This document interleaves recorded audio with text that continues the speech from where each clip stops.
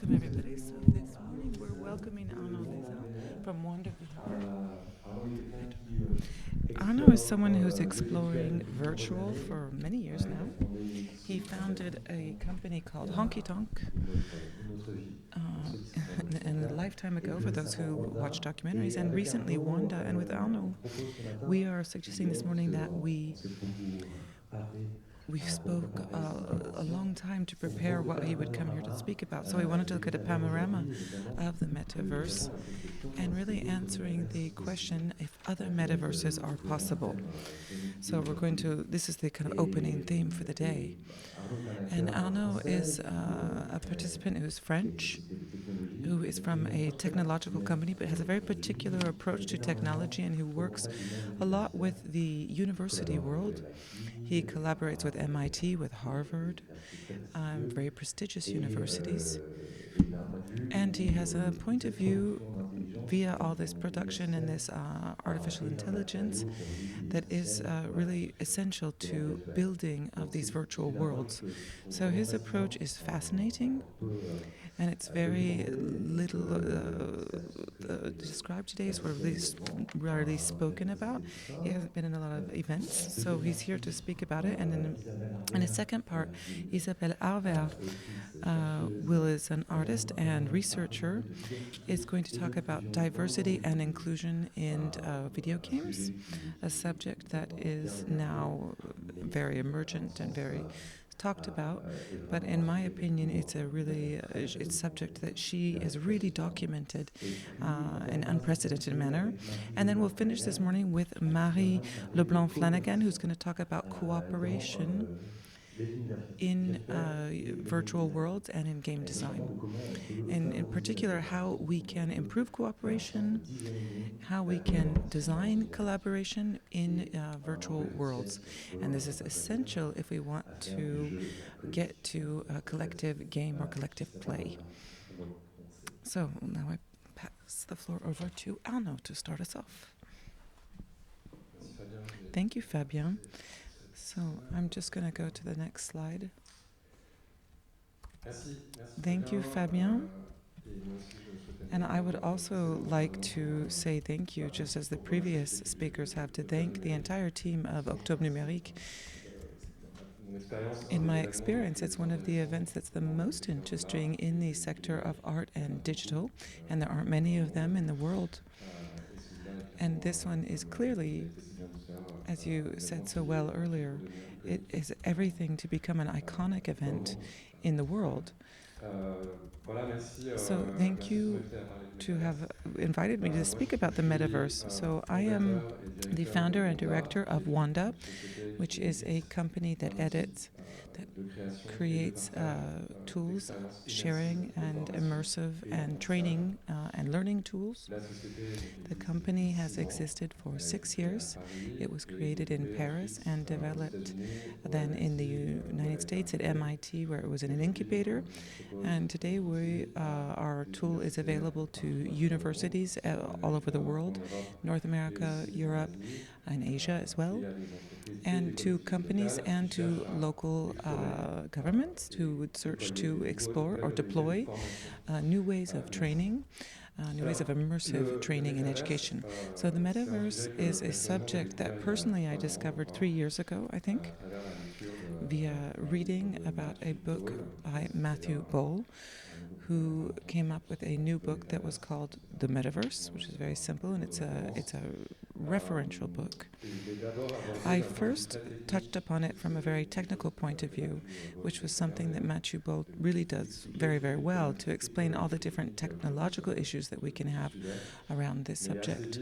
And very quickly, of course, within the framework of my work and my own personal experience, and I'm a father of 2 children, the question of the metaverse has a philosophical and political point of view, and it's really important, and I think that we're all here to subscribe to the fact that it is important to think about this metaverse. So the question of defining it is more complicated than the word has become such a used word in the ecological or business world in a general way. It's a phenomenal a question where everybody's talking about the metaverse in every which way. The word is poorly defined. For a lot of it, it's a bit worrying. And yet, I think that we can, if we really stick to the first approach or the first definition, it would be far from me to want to describe or to define what is the metaverse, but I think that we could say that the metaverse could be defined very simply as, and I think we'd all agree, that it's multiple immersive worlds connected to each other, to the physical world, and that are here so that we can not only exchange within this world, diversify in these worlds, and educate ourselves in these worlds. I think it's on these three axes that we're really focused. I believe that in the framework of art and culture, we're potentially also looking at these same three dimensions.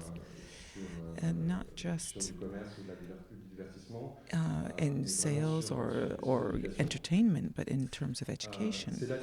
And it's on this point that I would like to focus my presentation.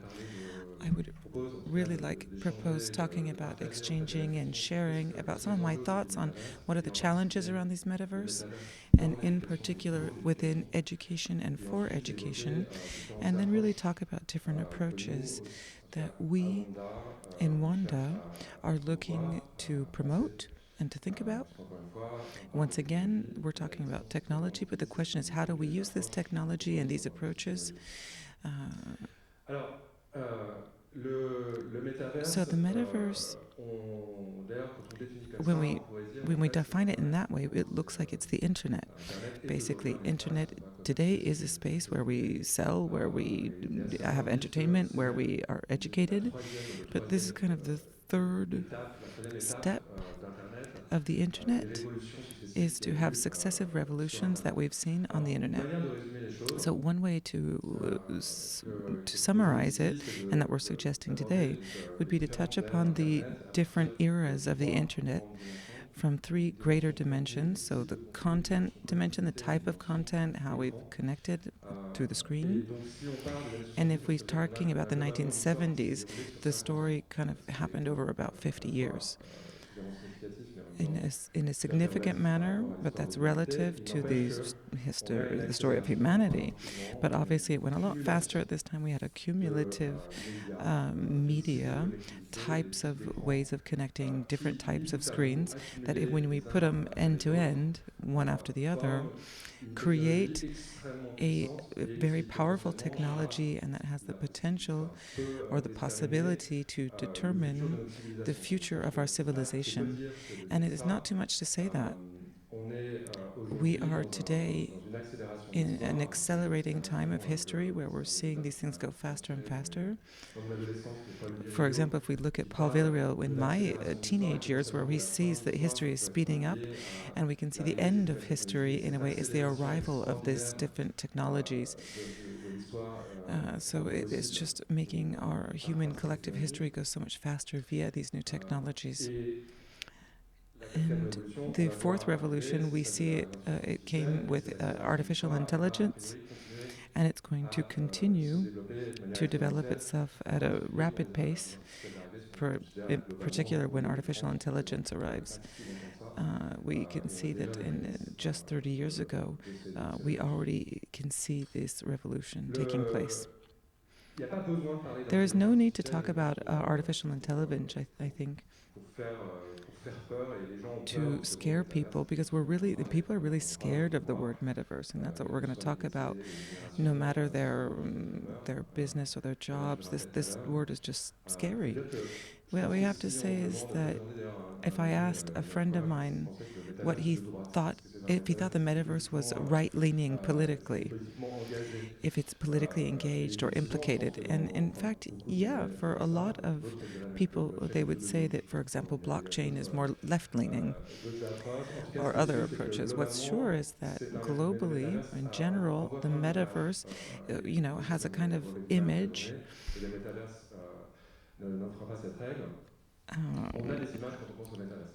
we have one of the images, one of the thoughts that we would have, and I think a lot of people have it when we talk about the metaverse, is that this image that you can see. This image is incredible.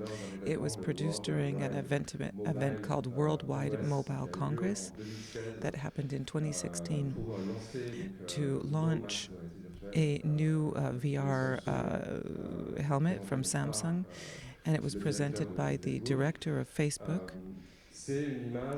It's an image from a company that was used for technology. It was passive. It was an image of people that we don't even see their faces,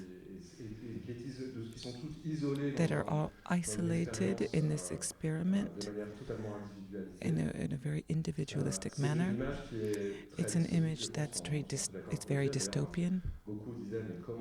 And how a lot of people would say, how could they have made this mistake to set up this image in this way? Because especially when we know, for example, the publicity around Apple in 1984, it really was a step backwards.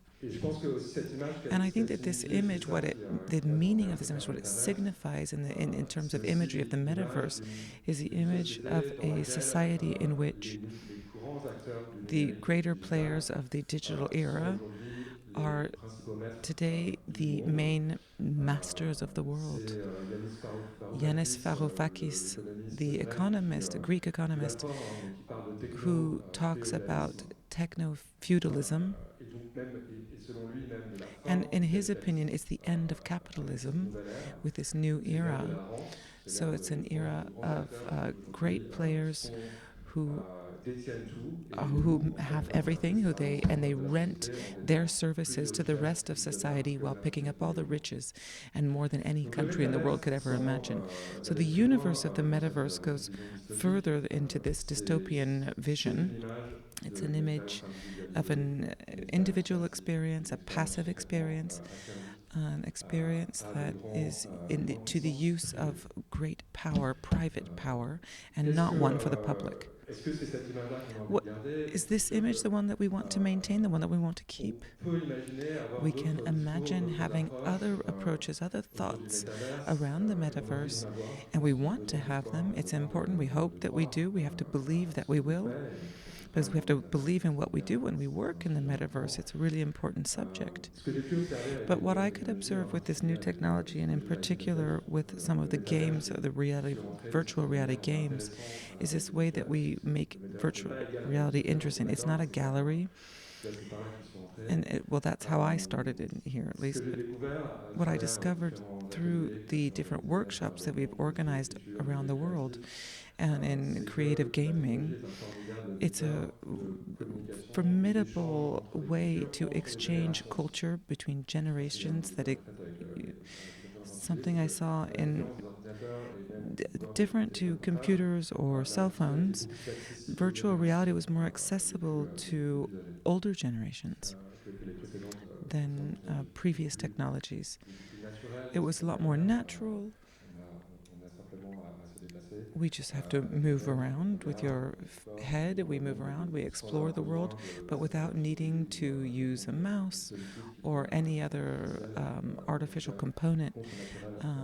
So it's totally natural to use. It's also what I think when we talk about this question about how do we see the metaverse, the image we have of it, how can we appropriate it for ourselves, or how can we reappropriate the term metaverse? When I think about that, and it's one of the phrases from Alain Damasio who wrote about science fiction, and he inspired me, the idea that we have to reappropriate words. It's absolutely important to continue to fight, to reappropriate these words, and this is a healthy fight. And in the name of metaverse, it's really it's something we have to do. The challenges are huge, that we have to reappropriate this word. And what's more is that this word is. There was a survey recently that meant to find out if there was an affiliation between the word metaverse and Facebook. Meta, of course, which is the new name of Facebook, they have the majority of people that were interviewed were talking about that they thought that it was the virtual world of Facebook primarily. So I have nothing against Facebook in particular, even if, just like a lot of people that are here, we have a lot of criticism and difficulty to express. But there's no reason why this word would only be attached to one company, and that company especially being Facebook.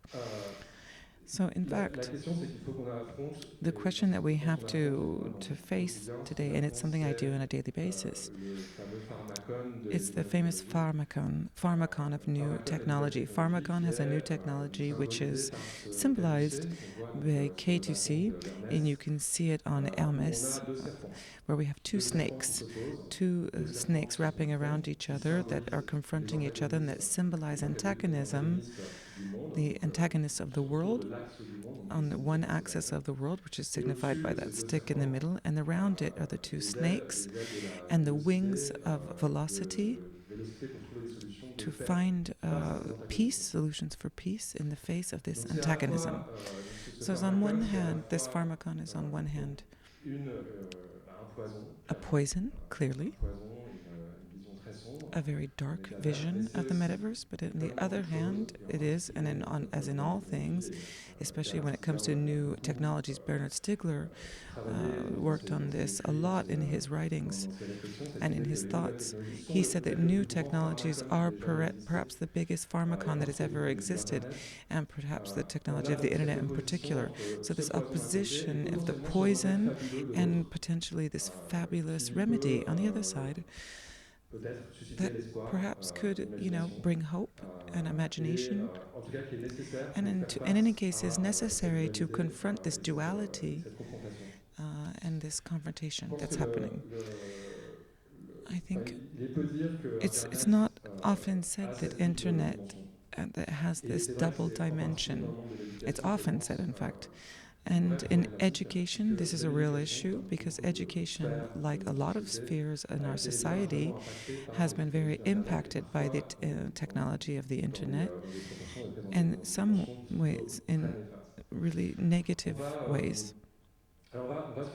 So let's focus on education. What do we say about this pharmacon when it's applied to education with new technologies, immersive technologies? Can we fear it or should we welcome it?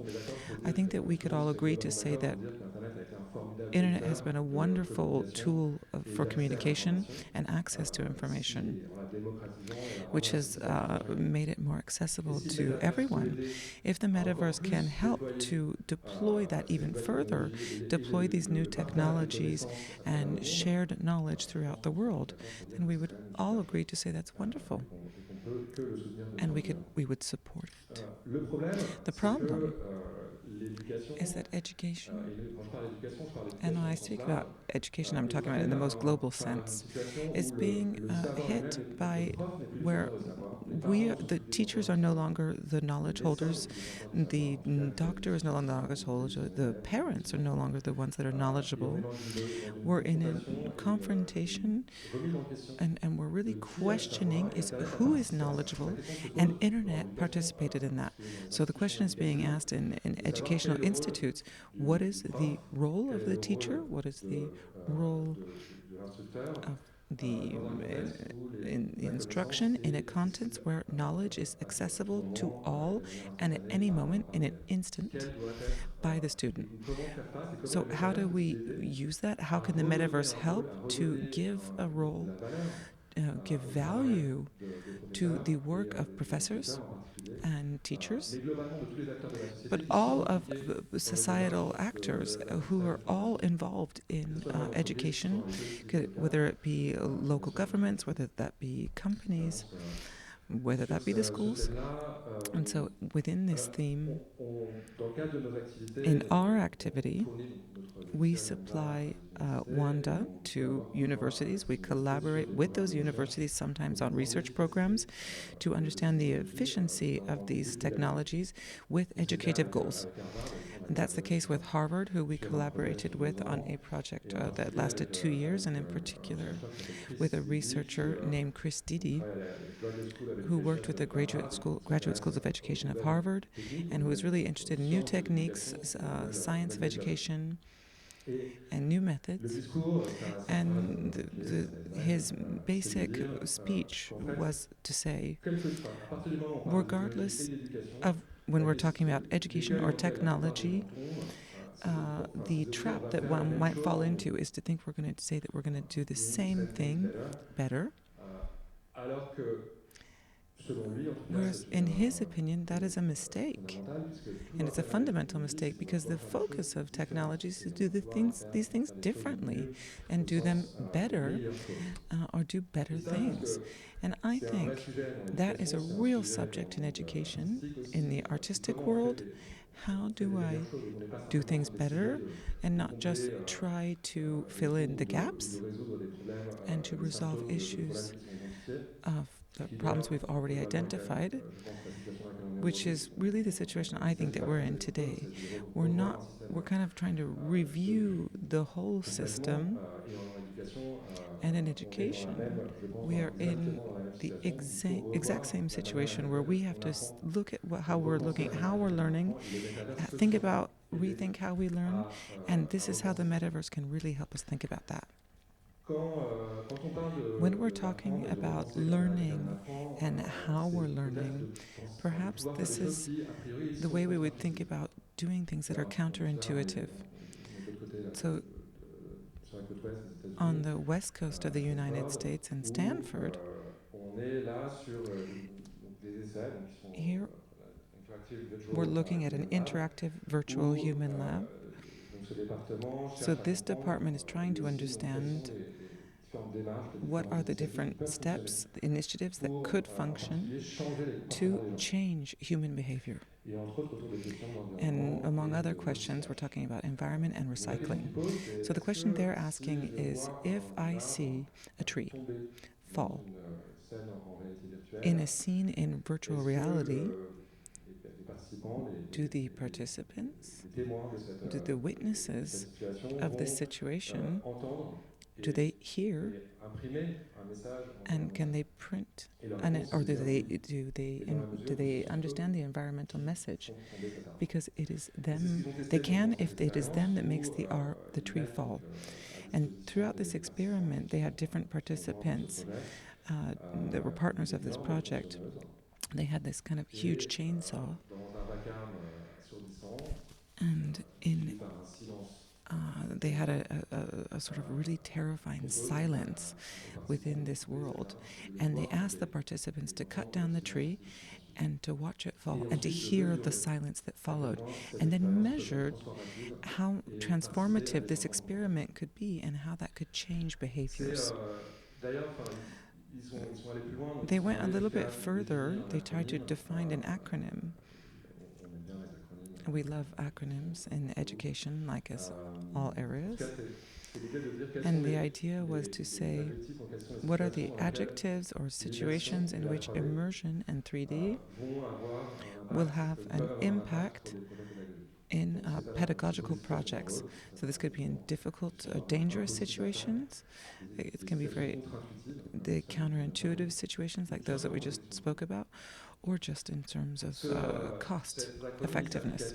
So this economy, it can be well applied to counter arguments or different resistances we might have in our societies when we're confronted with problems of changing the system or changing our behaviors. It's too dangerous, it's too expensive. So the question that we would ask about this in education would be, working on these different subjects in education and in these particular situations, how we'll be able to use these immersive worlds to rethink how we view the world, and in particular how we behave in the world in which we live. What approach should we take? So we spoke about the beneficial elements of immersion for education. I touched on that briefly. But for us, it's a question of approach. So today, we really can't talk about metaverse. We can't talk about new technologies at the moment without speaking about elotech. And in all institutions, we're speaking about that today, this emerging theme. We're not going to do experiments for 250 rooms in 3D rooms with a cost of a huge, expensive servers. That makes no sense today. And what's very pertinent, the question is sober choices.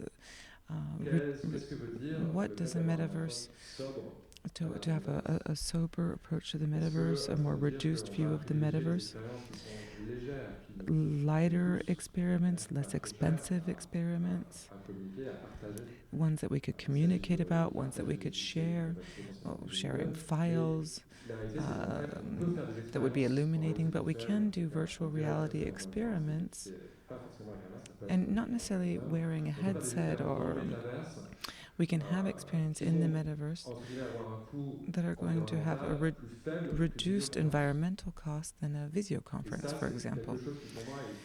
That's something that's not very well understood when we talk about 3D avatars. They're more impactful. There are ways that we can do this. There are technologies that allow us to do this in measured ways. And it's important in the choices that we make by different institutes, this subject of sobriety and the subject of being able to work with these tools, like open source tools, and repair them, compatible tools, potentially tools that could be applied in other domains, but also that are really working with controlled standards and shared within a large community that is not private. Among others, on 3Gs, it's WebGS. We were talking earlier about platforms like 3GS, Babylon.js as well, and they allow us to develop immersive experiments without necessarily using private tools. And that's what we do at Wonda.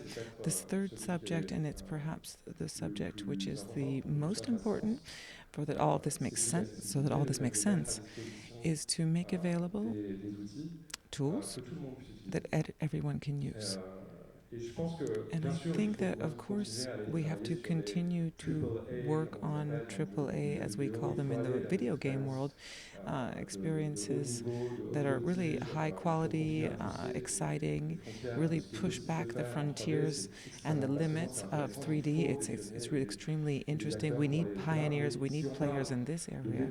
But if we're really talking about deployment of learning solutions to the widest audience in the quickest way possible, we'd have to ensure that all the users would be able to participate in the training, from the professor to the researcher to the architect to the artist, or urban designers, historians, so that they can and must be involved in these creative projects. The question of accessibility or inclusivity has got to be addressed. So if we have to use 36 different applications and no one understands how it works, and one says, "Oh, I'd like to have this function, and I'd like to have this one," we'd really complex machines that would be very difficult to maintain, that often would just be abandoned because they're too difficult to be deployed. So the question of accessibility is at the heart of what we do. And if we're talking about deployment, we have to create impact with the metaverse. The question of accessibility is, again, the heart of all of our arguments for the metaverse to grow. So in some of these examples I wanted to share with you, I just want to make sure I'm okay on time. I've got 2 minutes. So I want to talk about a few experiments that were done with Wonda and that we followed. This was an experiment we did in York in England, where it was train drivers, train conductors, who used Wonda, and they decided to work on security issues So very useful aspect of 3D worlds for dangerous situations. And each time they wanted to meet together before the training in an environment that would be able to be a relaxed atmosphere and to start the training with a different mindset, with a different approach, kind of doing a bit of ice breaking exercises. So they chose the environment. It could be, for example, the Grand Canyon, or it could be the Wembley Stadium. And all of that with training that they documented and they developed themselves to train them about these dangerous situations. In the Espoo, the city which is the second largest city in Finland, students that were involved in the thought process around new equipment being used. And here they were talking about a new subway station, and the students would use this technology to participate in the process, the thought process around these new tools in collaboration with the local government agencies. It was fascinating, and these students, on one hand, were using to learn these new technologies, but in the service of a very concrete project and in link with future learning.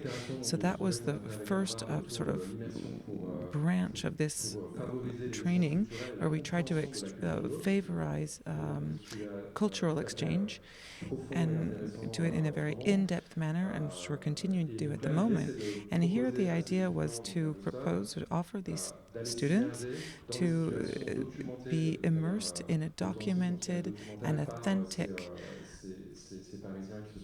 it was Parisians actually participating, to allow them to be immersed in life situations in Paris when the students were actually in Cambridge and Boston, and they were following this class there. So it's only a 10-minute training, 10-minute immersive training, and then 40 minutes discussing it around following that. It was really interesting because what we do in the metaverse is potentially, it can remain very short experience, but in the physical world, we're going to spend much longer discussing this experience. So I think that's very pertinent. So I'm going to end on the other approach, which is really interesting and which deserves to be deployed on a broader, in the Brocken, Favon, and Cupilat, which we did with Turfu, and we participated in this. And here the idea was to use the world building, this with young people from different neighborhoods, from in the real world, that were going to participate in the creation of this world and understand the process. And what's interesting about that is they'll develop their imagination of what will the future be. Macron really spoke about that well yesterday, but talk about these virtual worlds. So why not think about them as the first virtual worlds that will be able to test new models and test new systems on? Economists and researchers who are really interested in these systemic ideas are looking at developing these models, and I find that really fascinating. So to end, we are in Wonda in favor, and we promote an efficient metaverse. We're promoting creative tools that are simple and open to all, and that will serve education and learning. What we think is that the metaverse can be an incredible space to create and in which to learn together and to live better, because that is the idea, is that we go into the metaverse to live better than the world in which we are in and in which we can include in the metaverse. That's the real challenge of the metaverse for education, and it is the central subject of this enormous technological innovation in which we're participating. And I would like to thank you. Thank you.